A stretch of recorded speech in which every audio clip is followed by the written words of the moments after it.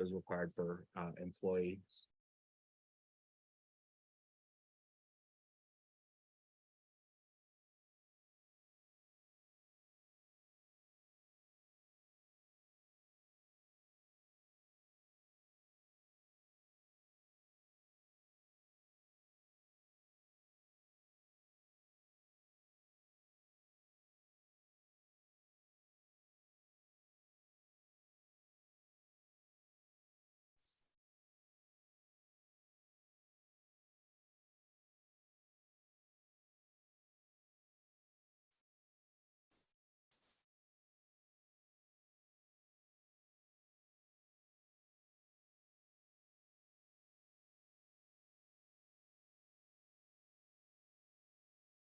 Directs staff to go ahead and draft some code amendments to that effect to really, again, encourage potential workforce housing projects and provide some incentive to do that.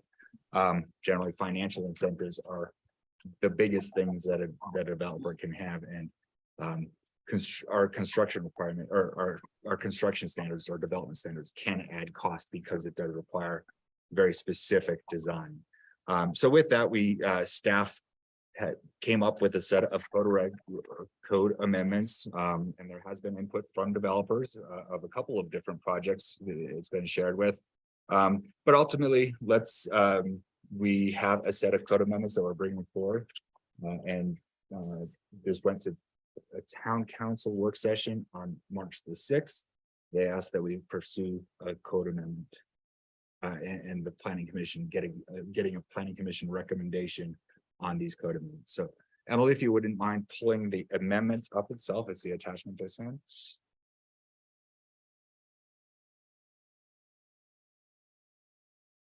Oh. Is this? Yeah, did I send the staff report, not the attachment? Yeah, okay, let me. Yeah.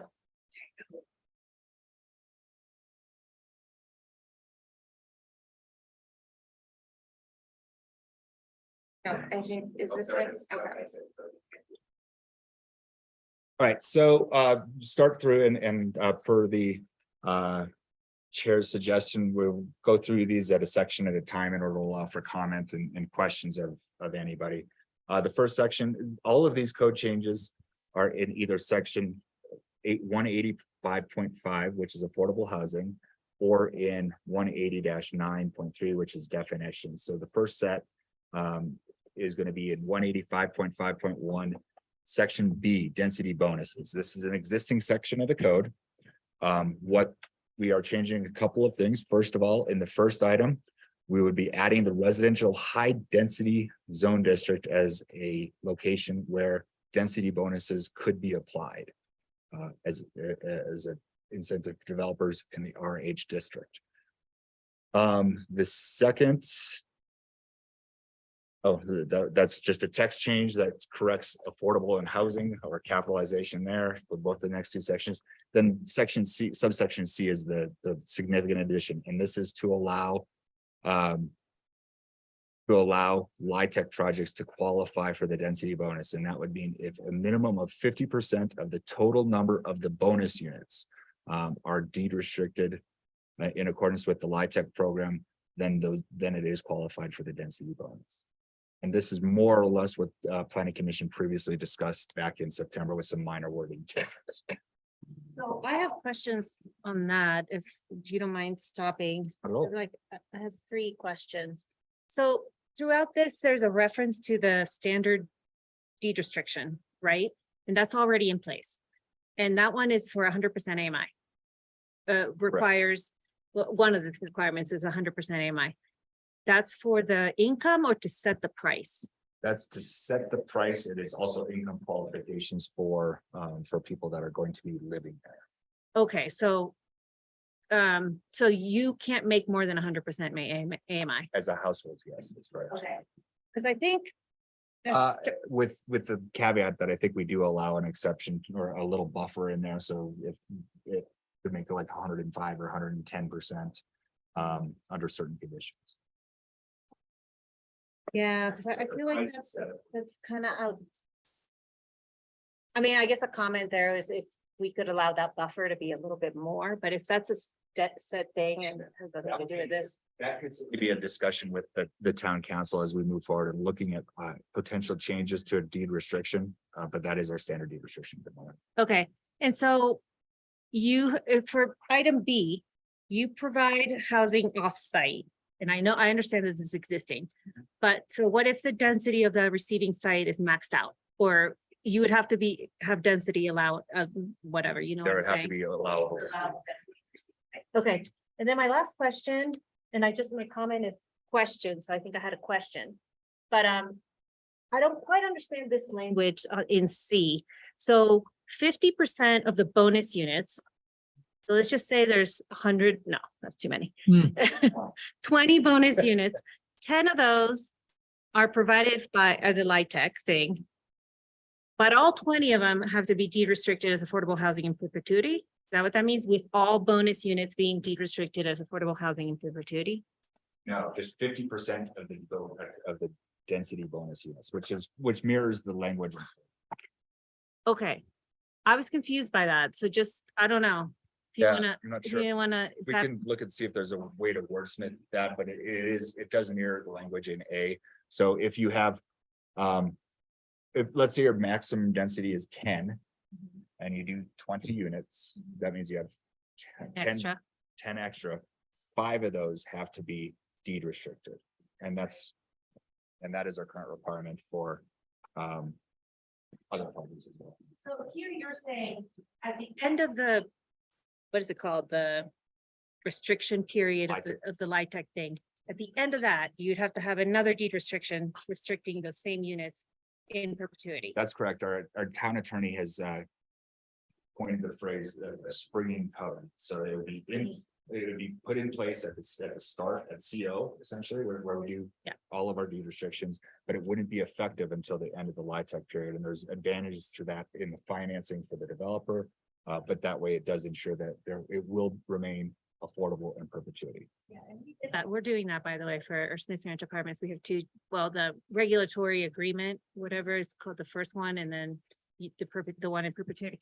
Anyway, this just, I wasn't completely clear what that meant. Maybe that was just me, but you might want to just. I agree with you. Said that. It's because of the- all bonus units. All. It doesn't say all. A minimum of 50%. Oh. It Yeah. doesn't say with the same, He's Well- trying to qualify, but I get what you're saying. Yeah. We can fix that. Yeah, that's good. Okay. That's Since it. We're stopped on an ask. question. sure.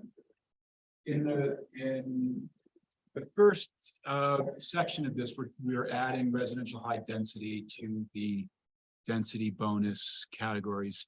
But and maybe I'm jumping ahead a little bit, when we get to the Affordable Housing Development Incentive Program in 180-5.5.1 incentives, we're talking about also including residential medium and residential low. What's why? Yeah, what's the difference between those two programs that one's available pretty much everywhere? Sure. So main reason is actually just looking at the density and we have various zone districts for different reasons and different.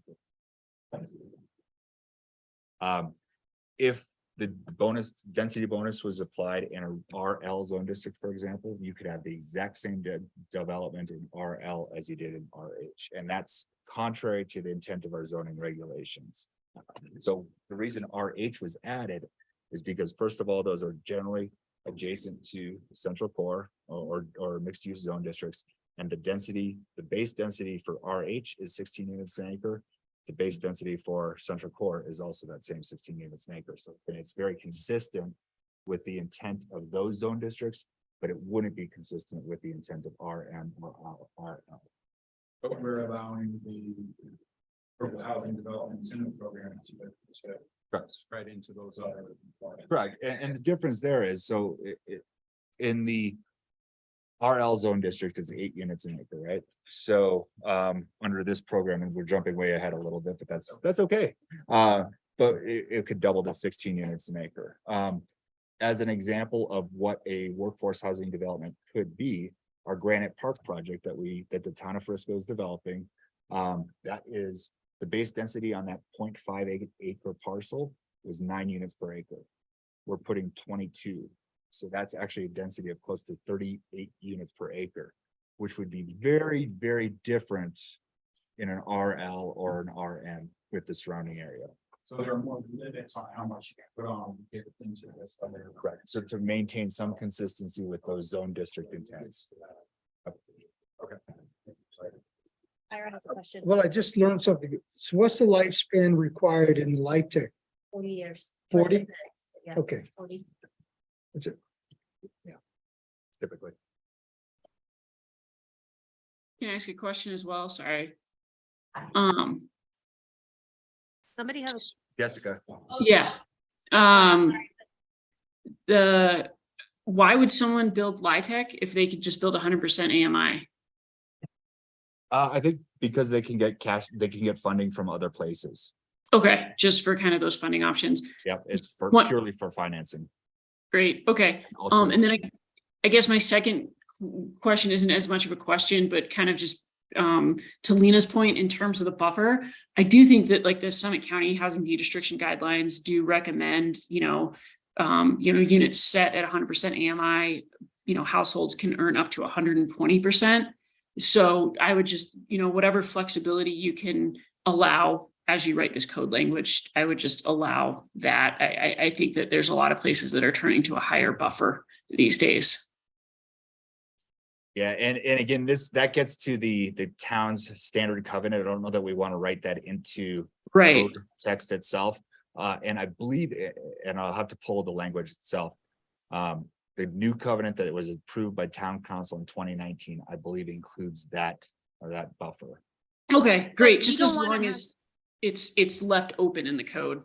Yeah, I think you might want to tweak this language because if we were to amend the covenant, you're restricting in the code 100% AMI, persons earning a maximum of 100% AMI. So if you leave this in here the way it is, and then you change the covenant, you're gonna have a conflict. Yeah. Yeah, I'd agree. Just Okay, sure. You set the price, instead of referencing the income, just that's how you set the price or the rent. Okay, Yeah, okay, no, that's certainly a fair point. We'll see if we can tweak that language. Any other comments on this particular section? no, thank you.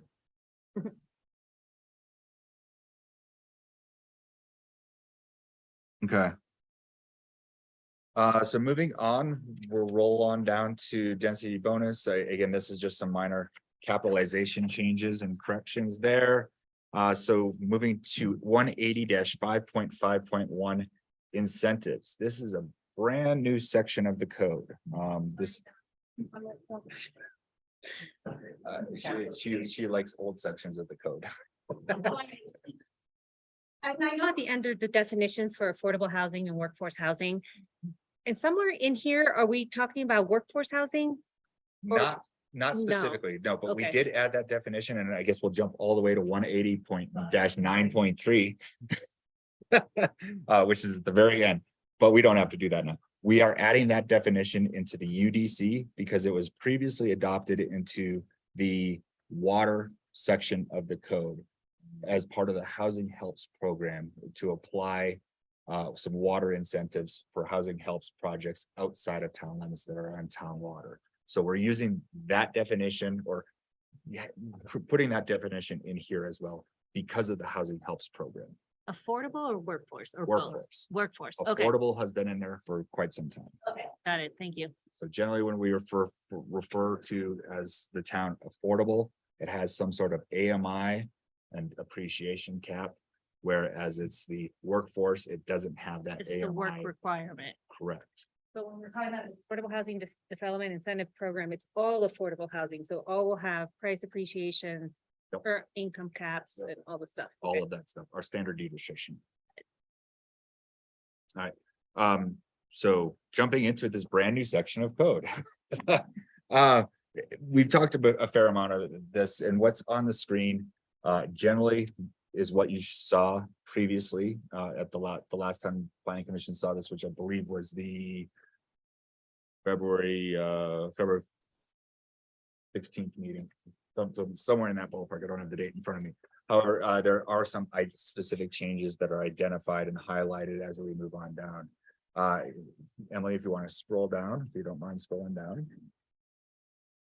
So the first is the criteria. So when you first saw this, or when planning commission first saw this, there was two options in the code. One was for projects that at least 50% of the units were deed restricted. And another option where 100% of the units were deed restricted. Some of the planning commission's comments were, why would anybody do the full 100%? Because there wasn't that much of a differentiation between the two, The benefit. the benefit, and the benefits to the town specifically. So as a result of that, the proposed code has been changed to that one. So if you're going to qualify for the incentive, and again, this is different than the density bonus. Density bonus is one program. This is a new program. 100%. So all of the dwelling units in the entire project would have to be deed restricted if you're going to qualify for these incentives that modify the typical development standards. And so that's the reason for it. I have a question before we move on further. So this starts out by saying you're essentially getting a designation, right? You're getting designated. So it's further up. Sorry, I let you go too far. But No, it's okay. I feel like this says you get designated. Designation of properties as an affordable development, blah, blah, blah. So you're getting designated. So what does that mean? Does that mean that in perpetuity, this is, It's horrible. It's going to be deed restricted. so say a future developer comes in, scrapes it all? Yeah. Would they have to? There's a Or- deed restriction on the property. That's there in perpetuity unless the town chooses to release it for whatever reason. Okay, but like technically this designation is on your property. So I think the purpose of that is really to say, when the planning commission receives a site plan, the narrative of the developer is gonna say, we are utilizing this section of code, and that's the purpose of that. Like an overlay. You're not gonna have a Yeah. map or, Yeah. okay, And so if a developer went through, got a site plan approval and let it lapse for whatever reason, then it just goes back to the way it was. The next development would come on. There's no permanent thing until there's actually a deed restriction on the property. okay. That would happen at CO typically, the first CO of a unit. But they wouldn't be able to just opt out because then they'd be clients. If 10 years down the road, they're like, you know what, we don't want to be part of that designation, but then they'd be over density and they wouldn't be allowed to. Town council could decide to let them out. I certainly wouldn't imagine that any future town council ever would. So you opt in and you're in. You're in. Once you restrict this. Yeah, What you can't do though is, let's say, at sketch plan, somebody said, well, I'm using this workforce housing incentive stuff. And then come back for final and say, yeah, we're doing it. You're starting over. oh, yeah, sure. If you're following this, you're following it all the way through. If you decide when you get to, I don't know, when you apply for a building permit, yeah, we don't really want to do that. I'm sorry, you're starting all over again. This is the set of rules. What you're doing as an applicant is designated that this set of rules is going to be applying to your property. You're agreeing to that. Okay, The condition of approval, just Oh. like you guys do for bonus density, so. right. And just to be clear, we're talking property. So 30 years down the road, Mr. Moneybags wants to scrape the property. The property is he's still under those deed restrictions. Correct. Can't go backwards. Nope, unless the town can release it. Right. But there are situations where people have bought out their deed restrictions or paid to get out of a deed restriction. It hasn't happened in Frisco, but it has happened in other places. But let's just as an example, say my building gets destroyed and I don't know. It's 100 years from now, it gets completely redeveloped. That developer would not have to build the 2 deed restricted units that are in that condo, because it's in that building, because essentially the condo's gone. So it doesn't exist anymore. There would still be there would still be a requirement to put those deed restrictions there, because that deed restriction is there in perpetuity on the property itself. So any redevelopment would have to account for that. And it would probably have to be an agreement between the town to say, okay, you're not gonna build these specific units, because these units don't exist anymore, because there was condos. But you will have to build something if you're gonna get a development approval. You're trying to make a distinction between this program and an existing project that already has. I don't know if I just thought this through a little too hard, but I just got confused about the wording designation of properties as affordable housing development. It's like you're designating that as a thing. Like, that just means that all of a sudden you're It's part of, it's essentially saying this is how we're entering into the site plan approval process, and we Right. are following this set of rules. okay, we can move on, sorry. And I'd be happy to hear suggestions for other terminology, but I think this seems to work. It's you're opting into something. You're opting into using this incentives, but you're not getting designated anything. I mean. The word that's most clear to me in the perpetuity part of it is the land, that this benefit, that this zoning, that this allowance is going to the land. Because that you never change. Land is land. Whereas the property, to me, sometimes could be ambiguously interpreted.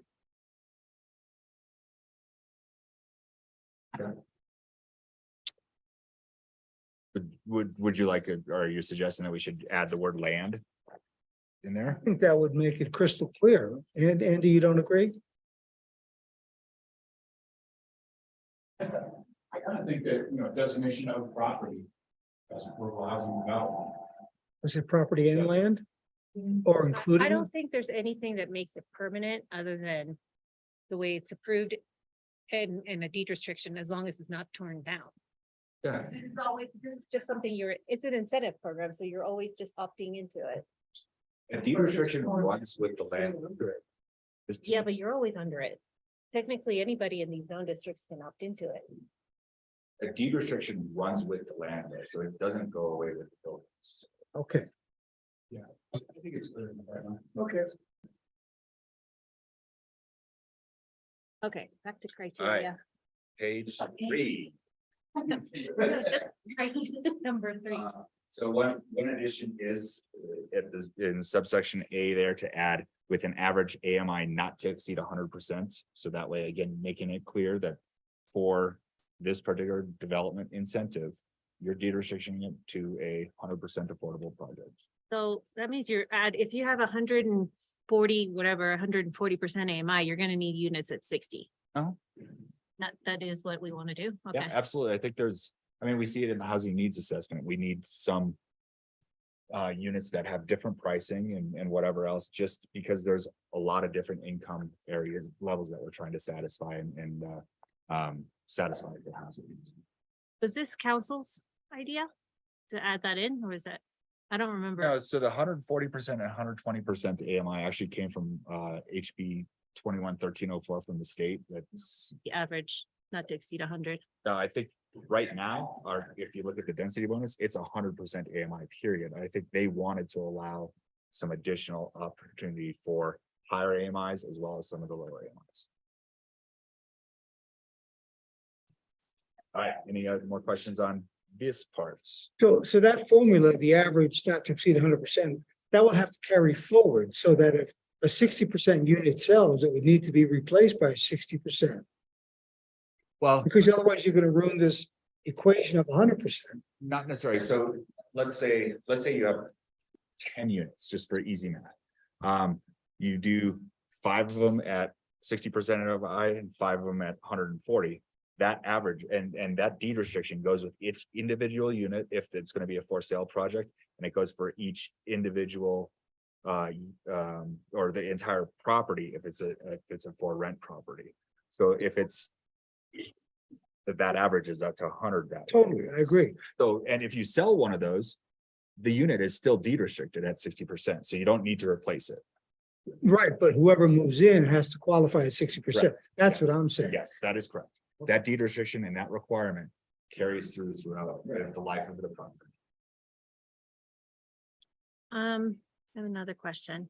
On B, it talks about a deed restriction, well, it talks about a deed restriction describing the things. And it says the draft deed restriction will be reviewed and approved as part of the site plan review. But on A, you're talking about the town of Frisco standard deed restriction in perpetuity. So I feel like they conflict. It's like, what, aren't we talking about the town of Frisco standard deed restriction? Why do we need to talk about how what it goes in it and that it will be reviewed and approved as part of the Sure, site we plan? could certainly delete some of that out. Just go ahead. Yeah. Reference that. Aren't we giving ourselves the Friction. flexibility to go to oscillate between? Yeah, I guess that's. So in A, it talks about what the income restrictions are, right? B, it talks about some certain specific things under the deed restriction. I certainly could delete defining income, occupancy, and annual monitoring requirements. I don't know that we need to necessarily, though. I don't think it hurts to have it in there. If No, I don't think that hurts it either, but this Okay. makes it sound like we're talking about another deed restriction. Whereas A makes it very clear that we're talking about the town of Frisco standard deed restriction. Okay, so the other option would be combine A and B together, because basically what B says is you have to record that deed restriction prior to CO. Where that doesn't say that, in there. So we could Okay. combine those together. That's the point. right? So I mean, whatever, yeah. Yeah. we need to combine those together, or I mean, I only raise it because it didn't make sense to me. So, I mean, it might not make sense to other people. we could look at the word in that. maybe combine. Be recorded prior to. Yep. I think you take that kernel and move that into A. Yeah, we could combine that and take out some redundancy possibly, so.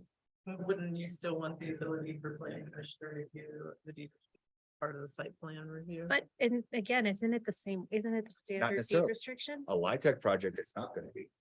Okay, So, not necessarily. A LIHTC is not gonna be the standard. yeah, but apart from that, We're also setting the AMI, because we're giving the ability to flex the AMI between 60 and to be able to review that. And it's not gonna always be 100%. yeah, that's right. And so then it's not the town of Frisco standard deed restriction. So, and I'm backing up to your question from before, and does our standard deed restriction always set it at 100%? And I believe that's why we have the 100% language. On its density section of our code, because our standard deed restriction does a lot of things, but it's flexible, I thought. It is for the opt-in, especially for like peak one where there are variable AMIs already. So we're saying there's a standard deed restriction that defines what it is and where you have to work and how many hours you have to work, but there's. But you can always plug in the You can adjust the AMI target. But for density bonus, you said if you're gonna get in our original code section for density bonus, we said for this, because we're giving you this additional density, it's set at 100%. But for this, we're saying it could be anywhere between 60 and. Or Okay. it could be LIHTC, which is different. Very good point. Thank you. I have a question. I wouldn't be sad for you to take this like average language and apply it to the density bonus section. I mean, if somebody wants to build a 140% AMI unit and they're also going to build a 60% AMI unit, I would give them that flexibility. So I think could be some applicability to that other section. I mean, it's preferred to have a range. I mean, Summit County has a ton of, 100% deed restricted units. I think we could use a range in that other section if we get that with the density bonus. And then following up, I actually wouldn't have a lot of heartburn, even if you upped this average to maybe 110%. Just as, this is an entirely affordable housing unit, whereas in the other one is a density bonus. Those are just my thoughts.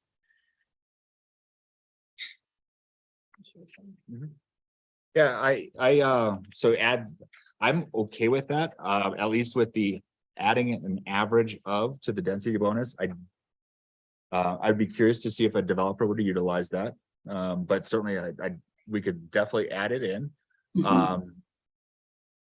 As far as the 110%, I think that's a policy change. So that's more of the board of county, the town council that would need to tackle that. The average thing here that it says 100% AMI, Yeah. you're saying that's a, 110. Yeah, and Well, we can make the recommendation and council can say no, but I mean, if that's. And then what you I- Want 100, that's fine. I think adding the average in is a good start for now. Yeah, At and then least for the other, this, and then as we get into town council looking at the deed restriction itself, that might be another opportunity to do that. great, and then the other thing, sorry, is if there's not a reason that you put a maximum of 140% AMI, I don't, as long as you have an average of 110 or 100, whatever it is, I don't know if you have to have a maximum. In this particular case, we chose 140 and 120 for a specific reason. Okay. HB 1304 that the No, state I- legislature adopted set for a rural resort area these limits, and so part of that's also related to our funding sources for some Yep. of these projects. Got it. I like those income limits. that you Mhm. have. All right, anything else on this section? Okay, All right, section 4, we actually deleted a couple sentences. John just, and basically there, again, it's the change to drop the 50% projects. So this entire incentive program applies only to 100% projects that 100% of the units are affordable, as defined in this. like that, but what was the thinking there? Just we're giving away the farm? I think it was there's not enough difference between the 50% and 100% incentives to really incentivize a developer to do the 100% program. It also simplifies that there's, Drastically, that- yeah. two options, one option, a lot cleaner. If you want to do less than 100%, do the density bonus. If you want to do 100% affordable, do this incentive program. So I think it is a lot cleaner. Cool. All right, so again, same thing here. The next several sections really, or the next several set of deletions under zoning, under lot coverage, and under setbacks and height reflect that we've simplified the program, so it only applies to 100% affordable program. No other changes were made to the basic criteria. Sorry, one question. These setbacks, for instance, in central core, that 3-foot front setback, that's what it is everywhere, right? Or sorry, that's what it is anyway.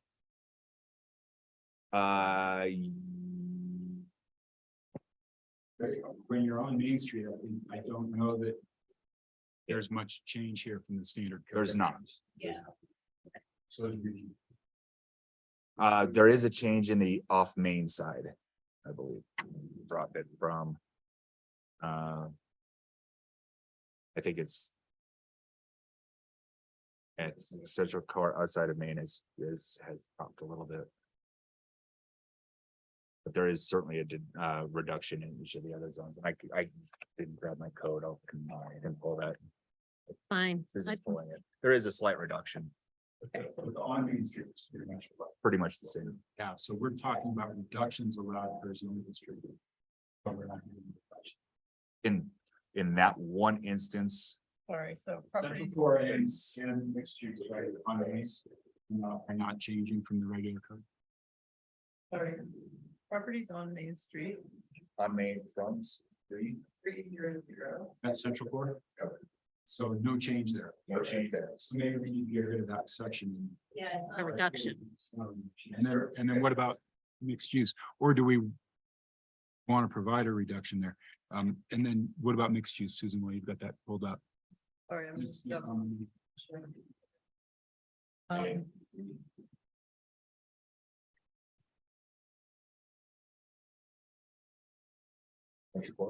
Mixed use, we're talking about mixed use now.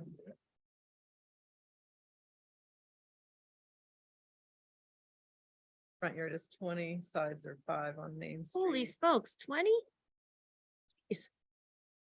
sides are 10. Sides are 5. Off Main.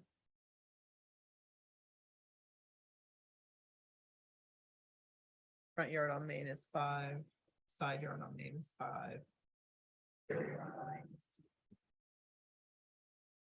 So there is a little bit of reduction. There's definitely. Off Main is is cut in half, yeah. But the central core on the. Yeah, The core remain not changing. I mean, and the only real change you could do would be reduce the front from 3 to something less than 3. you can't. I think there's some easement there or something. And then there's two charts is, The second one is actually deleted. You just can't tell. okay. Same Because question. that was the one that included the language about the corrections. Yep. So that's not the chart. that we're showing. It's hard on a track changes sometimes to show what's deleted, but that second table does not exist. That's the first one. Okay. And again, the table just summarizes all of those fire items.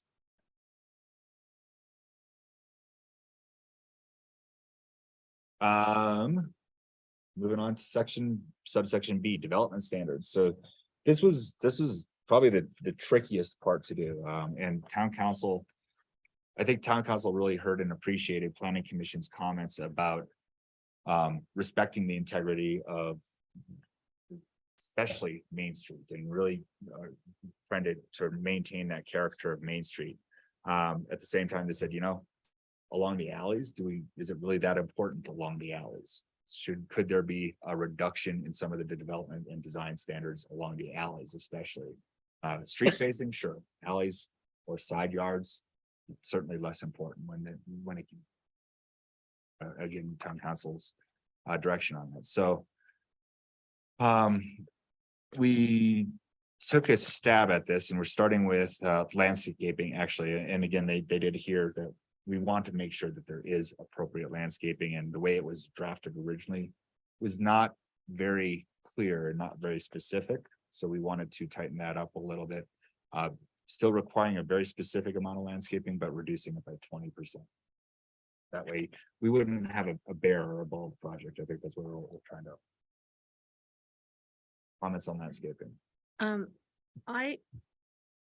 I like that reduction to 20%. What I don't like is what happens afterwards. Cause I feel like, what does it mean? Further modified and minimum tree caliper size for maybe reduced subject to planning commission approval. I don't know. I don't like that much. And especially why do the caliper? I do feel like we already allow pretty small calipers. Really? The 1.5 inches or? Oh, you guys require 3. Oh, Not these. About what kind of reductions we're talking about, and we're gonna come in with people making all kinds of wild proposals there, and half-inch caliber aspen tree. You guys want to do that? Can we give them some kind of a percentage or some sort of direction on what we'd consider approving? Give us some kind of indication of what we should be approving? I mean, that seems pretty vague. We have a raised hand online. I want to address that. is it Jessica or is it somebody else? Somebody else. Well, so Okay. I just. How about species? So right now we require no individual species to be 30%. I think something that we run into, especially on central core and mixed use development lots, is that certain trees can fit into really tiny landscape areas. Right, so we put that in there to say that maybe if you're developing kind of this area thought, instead of requiring that a third of your trees be evergreen tree that we know is gonna take up a larger diameter, we can play with that mix. I understand what you're saying, that you don't want this very open-ended requirement, because over the years it'll be hard to enforce. So does it say evergreen tree, deciduous tree, or can you have 2 different species of? Is deciduous the species, or is the species is the type of tree, like the tree itself, right? So you could have 3 different types of deciduous trees. Really are 3 Yeah. trees that grow well in Summit County that are deciduous. Yeah. What you call a half tree, like a choke cherry or something, but so that's difficult. So it's Tree, difficult. aspens, cottonwoods. Else. that it? Three? Or there. And then the same with evergreen. We just have a kind of a limited plant palette. So to say that you can't have more than 30% of one species does good things. It guarantees that you're gonna have at least a third of the trees being evergreen trees. So maybe we just go to 50-50 or some, I don't know. It seems like we're in a little bit of progression. Yeah. Not just the developer, it's us reviewing the project. What's in the parameters of thing, So instead of 3 species, you can do 2. and maybe you caliber and even some actions that we do. I'll just, I'd like to see us approve. By Yeah. half or something. And go ahead, Jessica. oh, I was just gonna say, I agree with these comments. And I think it just might be most efficient, as I think Susan recapped what the concern is, but maybe just kind of write that language into here. So we're actually catching it, because I agree right now it's really vague.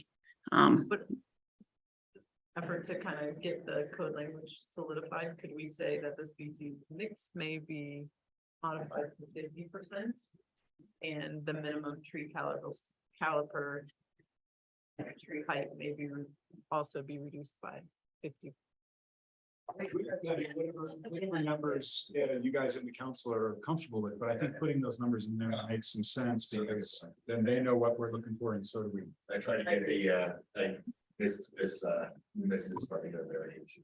Or, not very detailed. Thank you. Question. So when we look at developments, we look at architecture within a certain radius of the property, 300 feet, whatever, that this shouldn't be repetitive. I wonder in landscaping, do we look at what's on landscape lots nearby so that we kind of have like a feeling that if a lot is evergreen heavy, that maybe we, No, we don't. We look at each site on a case by case basis. okay, And start making those sorts of decisions, then when neighbor changes. And the diversity clause is in the code to help with things like species that, a disease that might affect, right? So,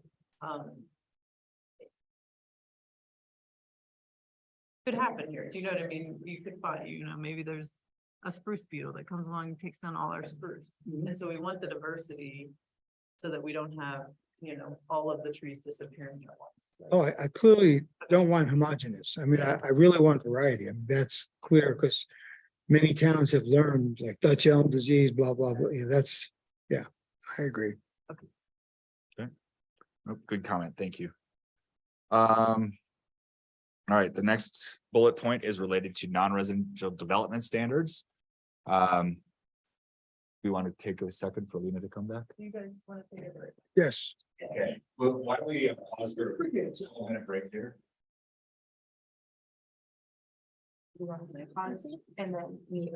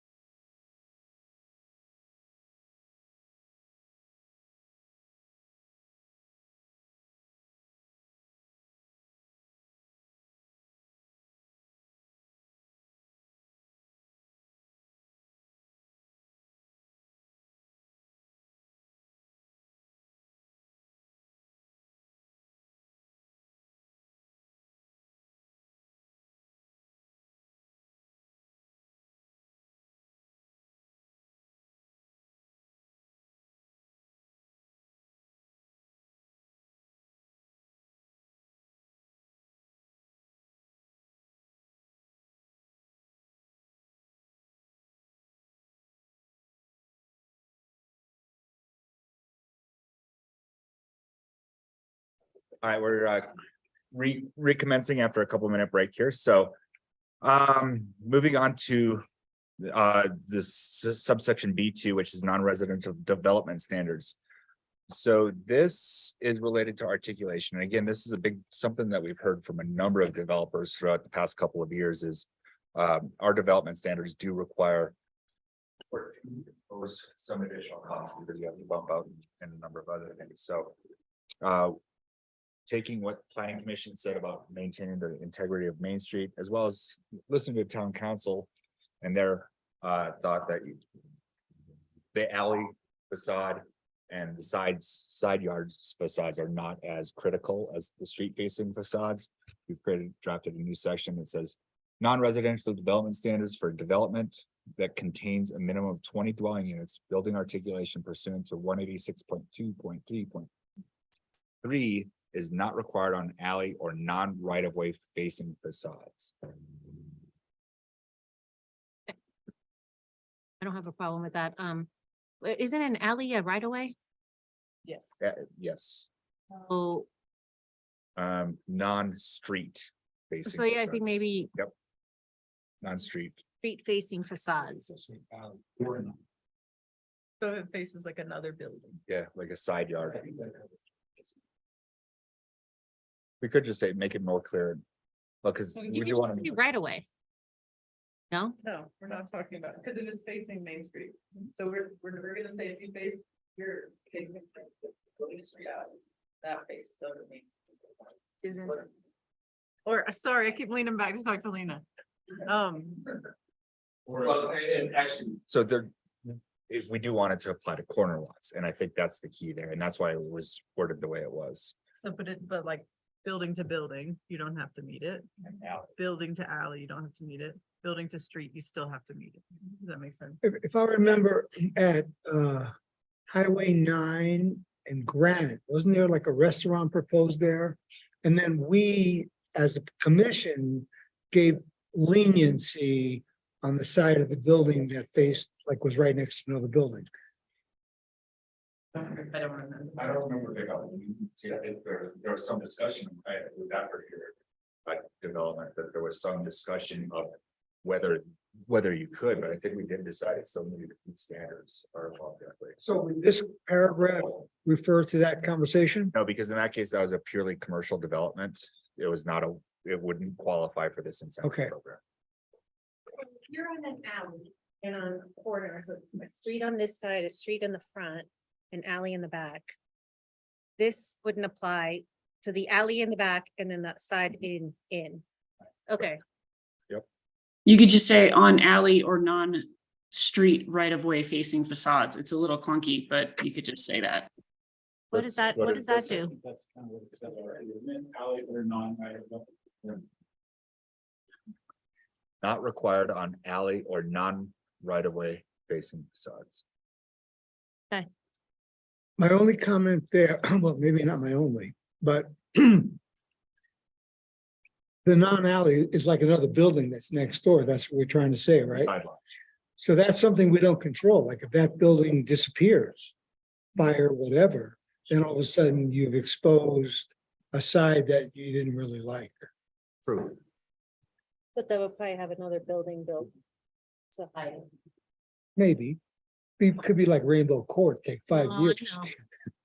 know. Sorry, I meant to say on alley or non-street right of way facing facades. Sure. And then, Add the We word could certainly street. change right of way to street, just, not required on alley or. or street, or, I don't remember. Yeah, you guys, It's alleys and streets. Yeah, so I was see if the street is clarifying, it's a right away. Why alley do you or have alley? Why non-street. not just say, whatever, it's fine. The It does- only it makes place sense it's to you gonna guys. apply is on street facing facades.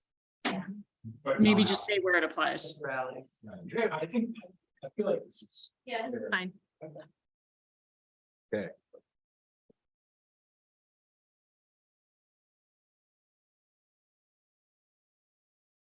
All right, moving on, bulk plane. So this is always a discussion. One quick question, the number 3, just below that, residential development standards, we're requiring 2 and 7 techniques. Are those required, those 2 techniques? Still required on alley and non-right of way sides? That's the way it's written today, that the. They would be required facing the alley or facing an adjacent property. But- You'd be required to have 2. 7 techniques. As Current- opposed to. Currently it's 4. Currently it's 4. Okay, so that's the reduction. That's the only way that, again, if we applied something similar to number 2 on an alley, you would just have a big blank wall. So I think we did still want to retain some opportunity for some. But our current standards require that on all of those. What about internal facing? Like a courtyard like we saw earlier this evening, not addressed. Sorry, can you say that again? Courtyard facing, internally facing facades where, you know, like the project we had earlier today. For the fire. Where we have 2 buildings that face each other on the same property. Do we want, because we asked Mr. Ink to provide some architectural relief on those. What is currently required in concept like that? So for his, it was required to meet the 4. All Just the way around. all the way around. So- We'd be down to 2. Down to 2. What about building articulation? Is that required on internal facing facades? I would say yes, especially because chances are going to be facing the public right of way. All right, if it's completely square. Well, like what we saw here today, 2 buildings that face each other on the same property. Would we want to provide any relief from that? You A know, non-street facing facade. Yeah, it's a non-street facing, so. So you get a So break we from include- 4 to 2. Well, and it would be included in the articulation. Not saying that. Not sure. Okay, all right, yeah, that would apply. Okay. But to answer your question, that today, a courtyard would have to meet it and 2 buildings facing each other, we would require, Okay. So that Centura project that has been demoed but not started. Could they come back and start over again and try and get more density? They absolutely could. And if you recall with that project, they didn't use bonus density at all. They because they were not interested in putting a deed restriction on that property. So they used only the base density that was there. And that would that be considered internal facing facades? Depends, I mean, anything along Highway 9 and along school would be, but facing the bike path would not. Because didn't some of them face each other? Yeah. Yeah, it was kind of a horseshoe. It was a horseshoe. We care about the problem like that? At this point, it wouldn't qualify. Important because you're going so slow, you really get to enjoy the architecture. Especially because that's how I bike. So I guess but that is some of the implications of doing something like this. Let's say it was along between Galena and the creek. Well, that means that creek side base could be fairly plain because it would be a non-street facing facade. Still have to employ 2 of the 7 techniques. It would. Be able to limit the articulation. Yeah, exactly. Not a right of way? No, Not all of them are. Some of them are easements, some of them are nothing. Bike path can be located in a right of way. We have a lot of bike paths that are also located. just in easements. Hmm.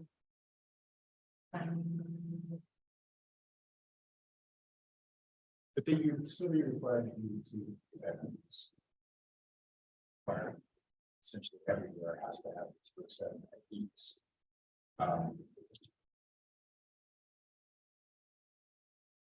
But that is some of the implications of what you're discussing tonight and why, again, why.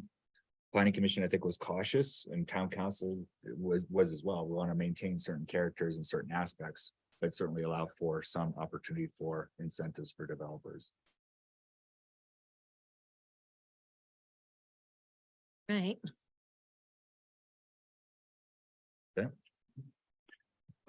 Moving on to bulk plane. So this does, right now, as you're aware, it's 350 cubic feet per project, period. The project. Per project. This is allowing a ratio or a ratio of up to 500 cubic feet for 10,000 square feet of lot area. As approved by planning commission. And again, this was, I think at the last meeting, the planning commission one felt very important that it's still, this is not an automatic bulk plan encroachment that's granted. It still has to be approved by the planning commission, subject to the criteria in the bulk plan section. Our standard lot, just over 10,000 square feet. And it depends, they're all over the place. Well, right, oh, that's minimum. Minimum lot size in most ones is 10, 5. Right now it's 2. Right. So just technically on the document, why isn't 500 in red? Oh, It's there before. this 500 is, so the 350 is actually, this 500 is the original text that Okay. you all saw. 350 is in the code in the other section, but this incentive section hasn't changed. Okay. What changed it was adding in and approved by the planning commission to make sure that that is clear to affordable housing developers, that they don't just get all of this bulk plan encroachment, they do have to. meet this. All right. Again, the second table is deleted. It's track changes. Parking, there's again, a lot of discussion about parking. There'll continue to be a lot of discussion about parking. The town council had some concerns that based on the size of the project, these parking, it might not actually function on the property. And a developer of a large project or a large project with a great number of units could absorb changes to parking and allocate those much better than a smaller project could. So for that reason, it was added in that if a development application includes a minimum of 20 units and is a single owner development.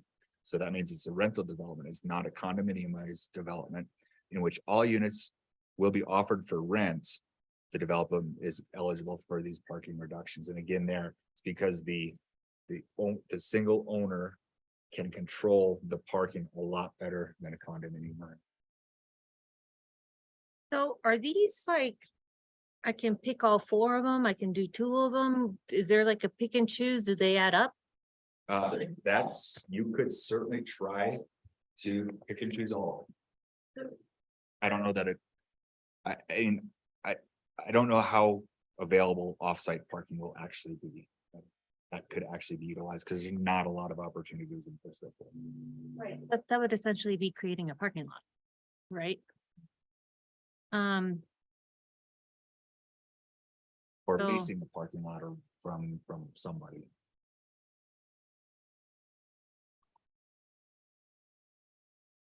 But you could potentially try to take advantage of a number of these, and we do have in our current parking regulations, opportunities to do some joint credits or some, not street credits for overnight.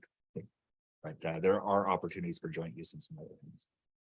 So if I'm if I'm within proximity to transit, I choose the first one. Mhm. And I say up to 20% of whatever that parking requirement is, I can put on the street. Now, is that anywhere in the street, any street? Adjacent. It doesn't say We should adjacent. say adjacent to the property. Sounds like, On street adjacent to the property. or nearby, I don't know, Adjacent. Jason's kind of a word. what if there's, Bordering or Sure. connected to. Contiguous? Sure. Contiguous it is. Something like that, because adjacent, I could argue that, well, those spots over there are pretty adjacent. but in the central core, where is there not on, I guess on Galena? Oh, Galena's not in, well, anyway, isn't there on-street parking just about everywhere? Not developed. And I think that's the key. And it does say in here that, where does it say? Subject to construction of any needed improvements. So as an example, let's say, I don't know, the 317 Granite project that, or actually we'll use the Granite Park that the town is doing. Granite, it's not developed for parking, so you couldn't utilize that unless you as the developer built that parking. We're allowing you to build your required parking in the town right away. That's really what it comes down to. Okay, but so the clarification is that it needs to be, if your project is in central core where you're proposing on-street parking is in the central core near your project. It needs to be contiguous. Got it. I have a question.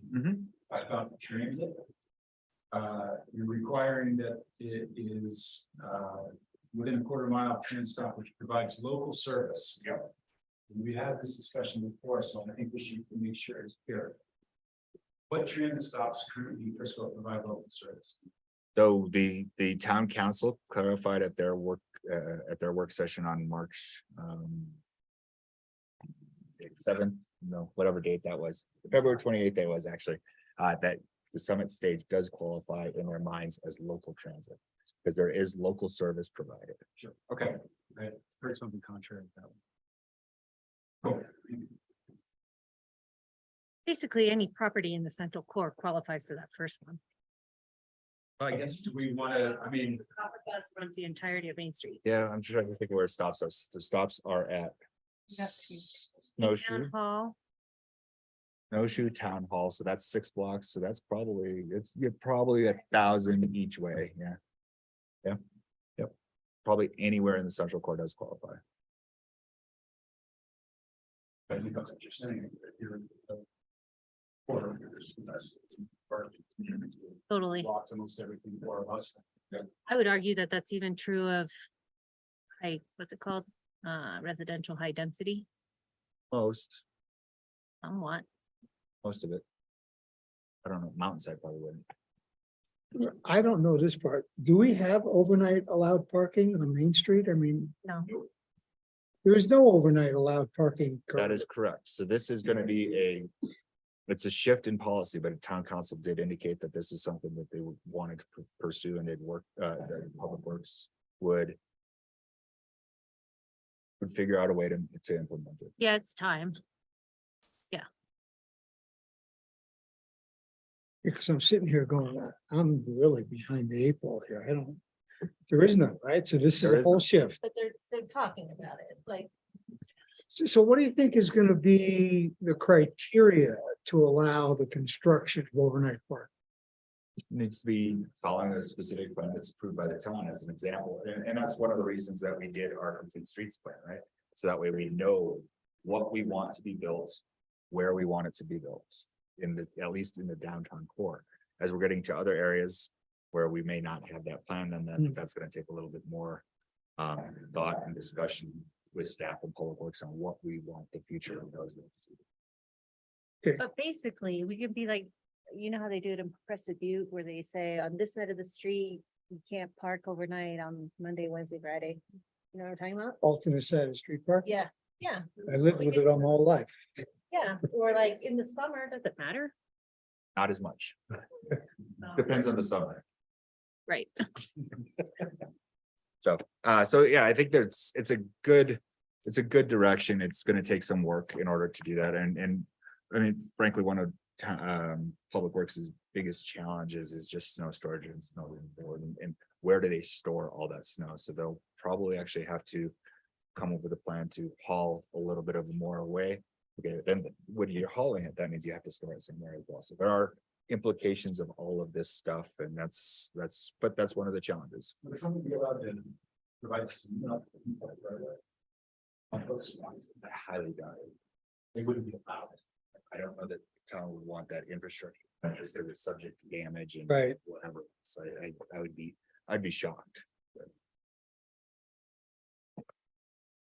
All right, then we're to definitions, which we already talked about. I did add an exception in here to try to clarify the LIHTC question and how that relates to affordable housing, and that's the extent of it. Well, why does that say at the end, if approved by town council? Like, under what scenario would they not approve it? A LIHTC development deed restriction shall be recorded at certificate of occupancy for the project with an effective date deferred until the end of the LIHTC period if approved by town council. That's essentially the spring covenant. Right, but why does it have to be, why does it say if approved by town council? Like, isn't that what we want? No, in any situation, and council would never say no. I mean, It just feels like it they're adds going an to, extra. well, so. I think what it's doing is it's saying that that springing covenant has to be approved by town council. They could require it still at upfront. So they're allowing the covenant to go into effect after the LIHTC period rather than immediate. So I think that's what that says there.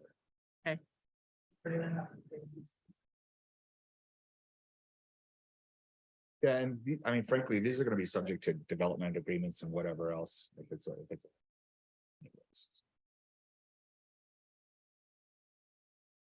I just don't know that you need that language, but it doesn't matter. If it doesn't matter, then. leave Leave it in there. it. Alright, so that is all of the any questions. I think, are there any additional questions, Ira? No, Andy? Jessica? Any additional questions? Okay, so No. now we will open it up to public comment. Is there anybody in the audience that would like to speak? Please come to the podium.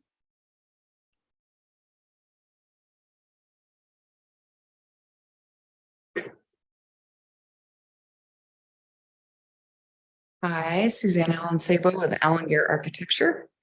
I would like to thank staff for all your time on these code amendments, which will greatly incentivize the construction of 100% deed restricted projects within the town of Frisco.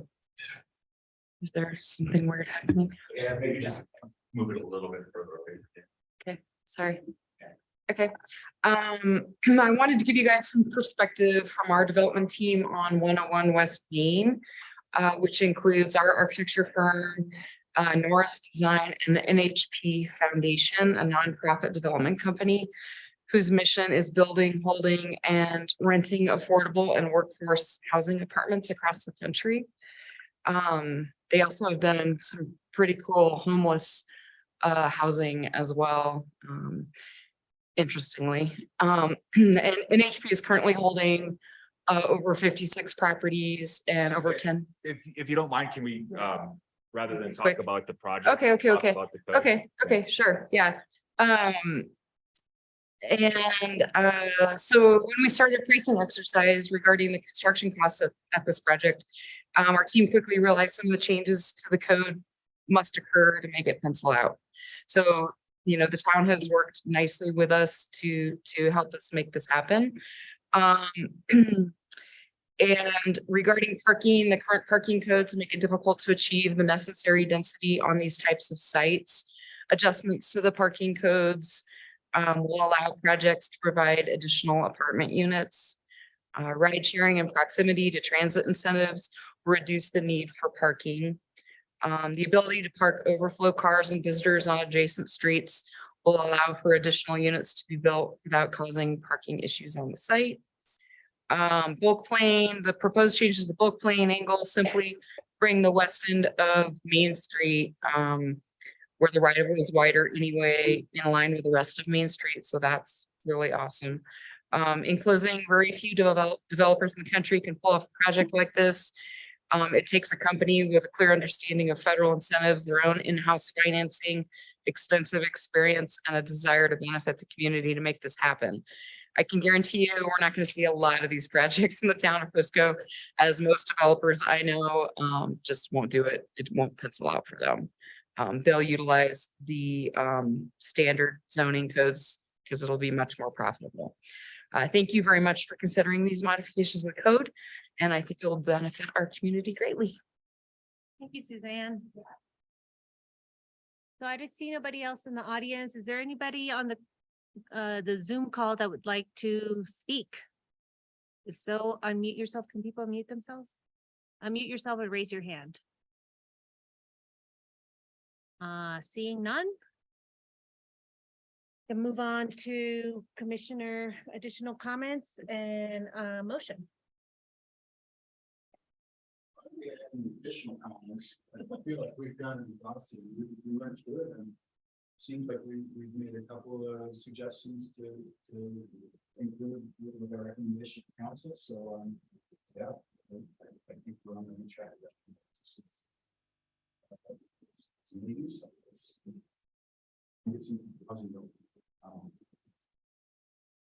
about you? I'm glad to see it codified into what we talked about. I think it's comprehensive and understandable, and I'm hoping that as we just heard, that the parking relaxation or modification will lead to some rental projects. That's what I'd like to see really come out of this. Jessica, did you want to add anything more? No, I think the move on the parking is bold. I think it's about time that the town of Frisco looks at overnight parking as a solution for this. I think it's totally appropriate. And this type of code flexibility absolutely has its place. So I'm supportive. Yeah, and I'm supportive as well. I like this way better than when we saw it last time with getting rid of the 50% thing and yeah, so I'm full support. Good job. Next is you'll take it to 2 readings of an ordinance. Yeah, if I could suggest a motion with and then I'd just say incorporate the changes that as discussed. So with respect to file number UDC 23-002, I move that the recommended findings set forth in the March 16th, 2023 staff report be made with the addition of the comments made by the commission tonight, and that the planning commission hereby recommends approval to the town council of the code text amendments to chapter 180 of the code of ordinances to the town of Frisco concerning the unified development code. I'll second. All right, Cheryl, could we do is it a vote? Commissioner Forsythe, Yes. Commissioner Tame, Yes, Commissioner Ladsmith, Yes. Mr. Seville, Yes. motion carries. Cool. Thank you all. update. Uh, There's something there. I see that look. unofficially, but I think my time with Frisco is nearing its end. I've been named as the finalist for the Chaffey County Administrator position. Oh, fine. So, yes, and they are at their meeting today. They approved and directed staff to go ahead and move forward with negotiating with me for an offer. I don't yet have an offer, so I'm not. Feels a little. Still playing cool. Still feels a little bit early, but it does look like that's trending in that direction. So you're looking at our new interim community development director. As Well, congratulations to both of you. so. What's the tentatively, I'm looking at April 14th as my last day. That's a long commute. Wait, so you sold your house before you know what they're offering you? I haven't sold the house yet. Oh, it's under contract or something? No, Okay. I thought you bought a house that you have to live in perpetuity. no. No, that's your house. No, I don't have a lifetime estate or anything like that. Full opportunity for me, and honestly, I think Susan's gonna knock it out of the park too.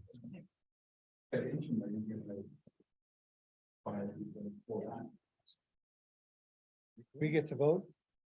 You can lobby.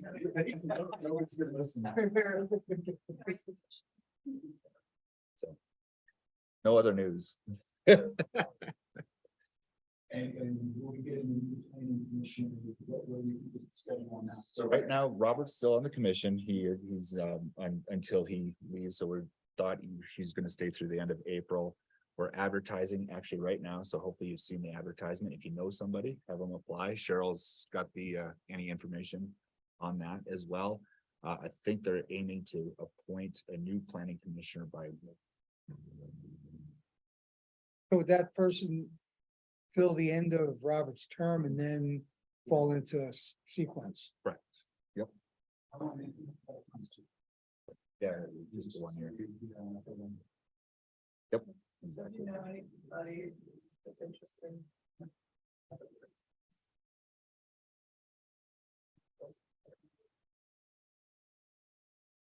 had those, didn't we have like 9 candidates last time? Good. 4 of them were continuing. That's right. Or current So commissioners. they would have to reapply. We haven't. So I think certainly we'll see what sort of applications we get.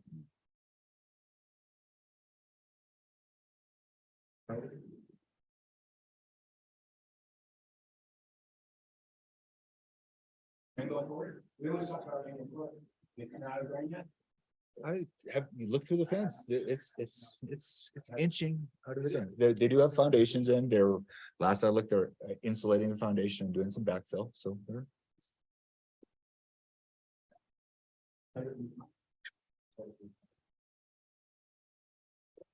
Right, is there a motion to adjourn? I'll make a motion to adjourn. All in favor? Aye.